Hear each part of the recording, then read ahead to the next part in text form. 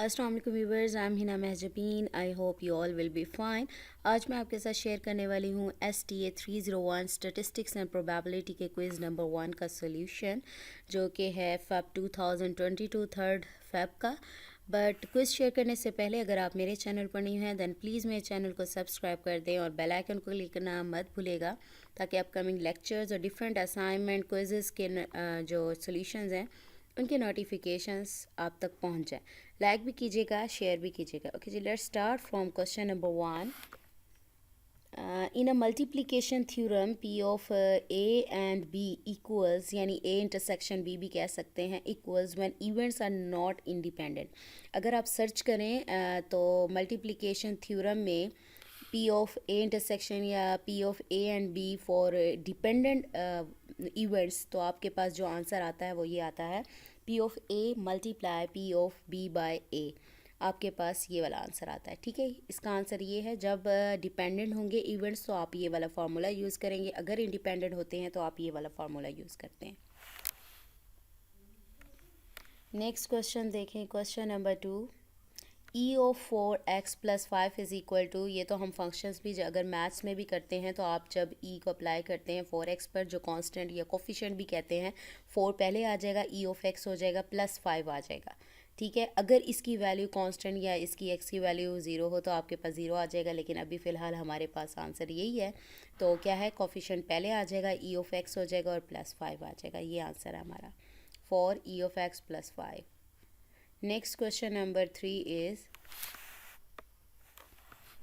the second moment ratio of a particular continuous probability distribution found to be 3.845. what does this value tell us about the distribution? अगर distribution के बारे में पढ़ें तो flatter than normal distribution 0.2463 है या 63 है, उससे जो लेस होती है तो वो नॉर्मल में आती है, और उससे ग्रेटर जो होती है वो आपकी इस डिस्ट्रीब्यूशन में आती है, flatter then normal distribution.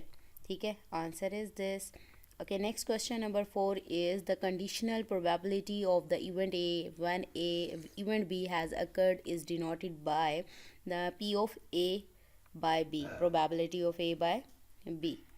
Next question. Question number 5 is using the following table calculate P of 1 less than x less than 3 x 0 1 2 3 given है आपको।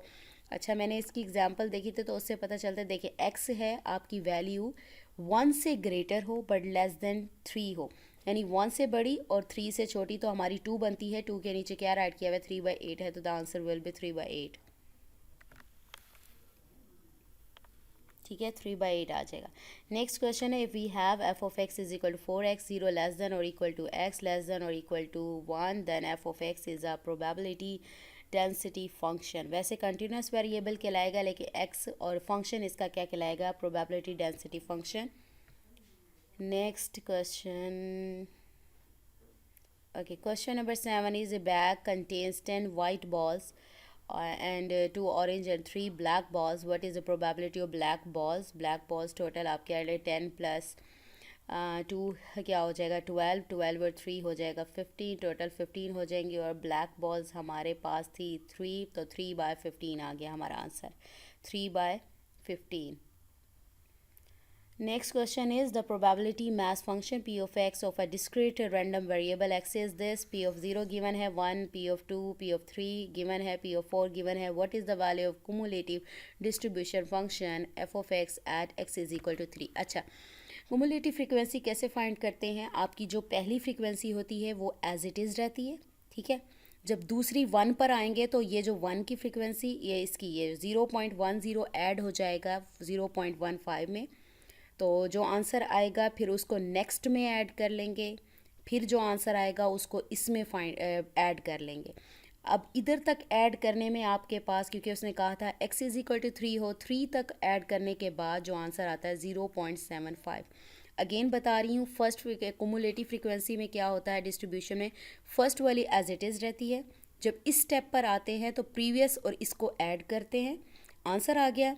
यहाँ जो आंसर आया उसको नेक्स्ट वाली में ऐड करते हैं, यहाँ पर ऐड करने के बाद आई थिंक 0.7 आएगा, फिर उस 0.7 में यहाँ पर आने के लिए इस वैल्यू को ऐड करेंगे आप, द आंसर विल बी 0.75। इस तरह से कुमुलेटिव करते हैं। अगर हमें 4 पे कहता फिर जहाँ पर जो आया था आंसर 0.75 नेक्स्ट वाली फ्रिक्वेंसी ऐड होती। ठीक है, हमें 3 तक कहा था, बस हम 3 तक करेंगे, the answer will be 0.75। Okay, next question. Question number 9. Which of the following statement is not an example of continuous random variable? Continuous random variable जो काउंटेबल हो, जिसको मैयर किया जा सके या किसी स्केल की ज़रूरत हो। तो वेट भी मैयरेबल होगा, टाइम भी मैयरमेंट में आता है, यानी मैयर कर सकते हैं, प्राइस नहीं कर सकते मैयर। The price of cheese cake in New York style cheese cake, the answer is this. उसने कहा था कौन सा नहीं है। ठीक है, बाकी तीनों चीज़ें मैयरेबल होती हैं, स्केल वगैरह यूज़ किया जा सकता है। A fair die is rolled, probability of getting even face given that the face is less than 5 is given by, the answer will be 1/2। ठीक है, तो ये हमारा आंसर आ गया। So we have completed our 10 MCQs। अगर आप अच्छे से कर लेते हैं, और भी बहुत सारे आप लोग देखें MCQs, तो आप अच्छे से पेपर की तैयारी कर सकते हैं। मुझे अपनी दुआ में याद रखिएगा, अपना ख्याल रखिएगा। टेक केयर, अल्लाह हाफिज़।